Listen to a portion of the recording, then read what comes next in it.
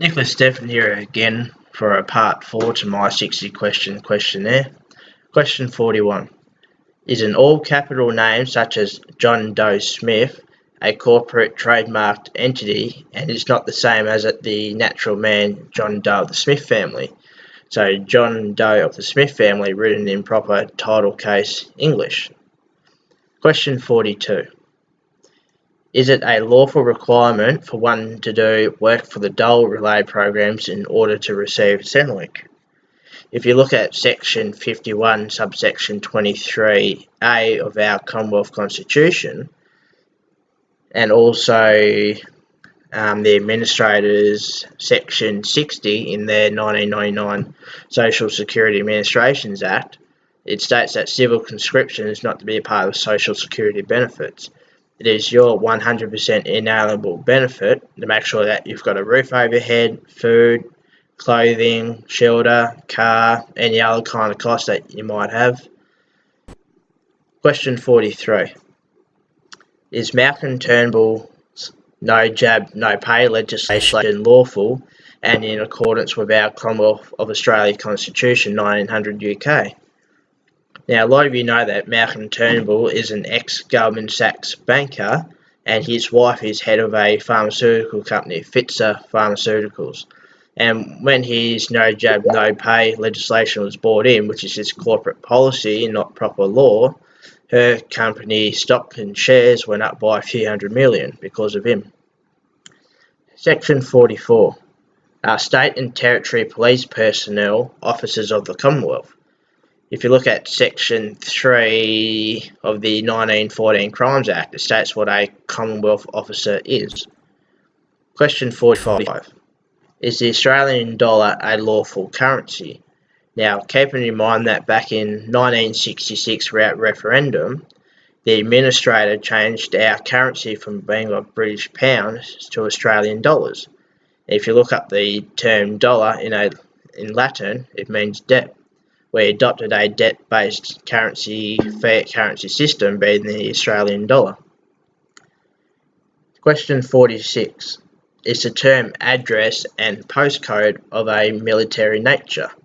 Addressed at post, military posting code, which was also brought into Australia in 1966 to help with the full-on military occupation that we've been under since 1907. Question 47.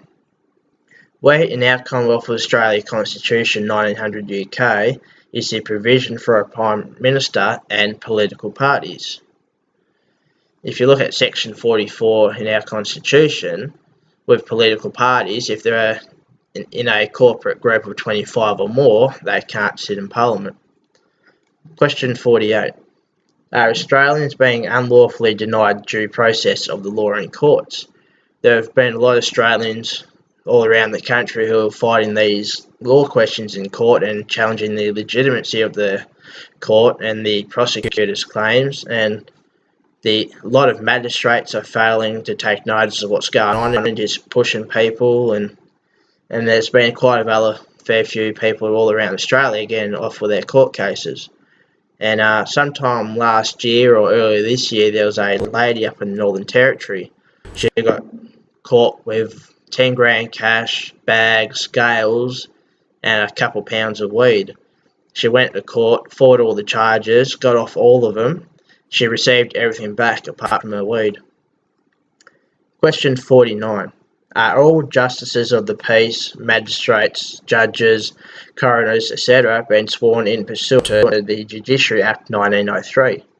Now, you remember back in April 2015, Acting Attorney General Vanessa Goodwin came out to the public with a news article that justices of the peace, magistrates, coroners had not been sworn in correctly for over 30 years.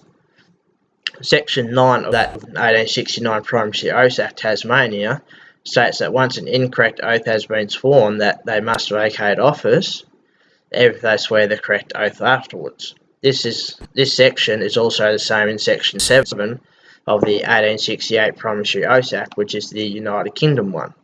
The Tasmanian Parliament later on unlawfully created retrospect legislation, being the Promissory Oath Act 2015 to cover their asses and keep continuing with magistrates and all that in office unlawfully.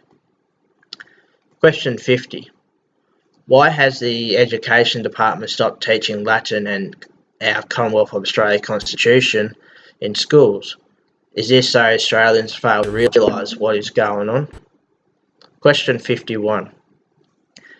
Does the term legal mean the undoing of God's law? If you look in the 1893 Britannica Encyclopedia of Arts and Sciences, under the meaning of the word legal, it states the undoing of God's law, and ever since Federation they've been undoing God's law. From when our Commonwealth of Australia was born out of the Bible, and they've been going against it ever since. Question 52. Is a defendant a killer, slave, murderer, devil, etc.?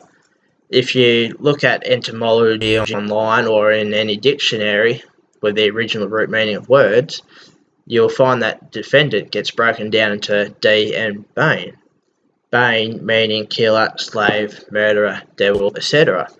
So if you went to court and you're claiming to be a defendant, you're basically killing off your status as a man and claiming to be their dead legal entity. 53. Does the term nice mean foolish and stupid? Well, a lot of you out there be thinking, he's such a nice bloke or she's such a nice lady. You're thinking in a kind, positive, lovely kind of manner. But yet, how many of you know that the original meaning of the word nice actually means foolish and stupid? You might want to check that with etymology as well.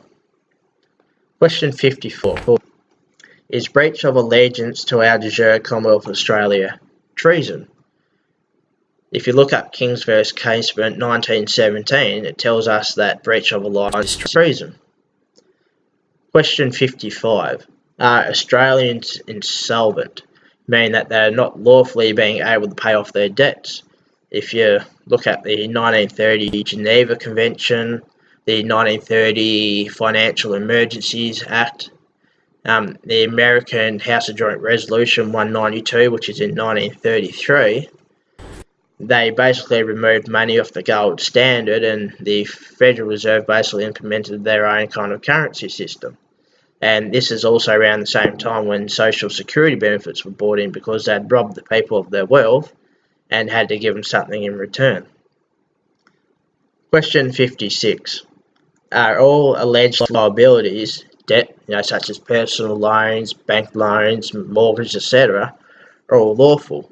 So when you get a $500,000 house loan, does the bank actually have that money in their back pocket, or does the bank magically create that out of thin air?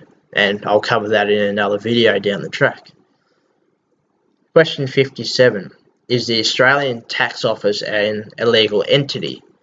If you look at all the legislation that tried to help set up the tax office, you'll find that it's all unlawful because it hasn't received the correct royal seal and assent according to law, and multiple times over the years, especially in 2000 and 2004, the Corporate High Court of Australia ruled that the Australian Taxation Office is not a legal entity. 58. Is the Australian government's coat of arms, being the emu and kangaroo, registered to the US Trademark Office? Question 59. With the majority of Australian manufacturing disappearing and being sent to offshore countries along with call centres, is that because of the unlawfully signed Lima Declaration? And I'll cover the Lima Declaration in another video down the track. Question 60. Is the unlawful Australian dollar a fiat currency which is not backed on the gold standard? So if you look at the currency today, the notes, promissory notes, they've removed the Commonwealth of Australia guarantee off them and removed them off the gold standard, and they've been slowly doing that since 1930. And yeah, that's all, folks. That's all 60 questions for this 60 question questionnaire. And a lot of these questions, like I said before, half of them were compiled by Michael, another bloke here in Tassie, and other well-researched groups of Australians all around the country. And that'd be all for this video.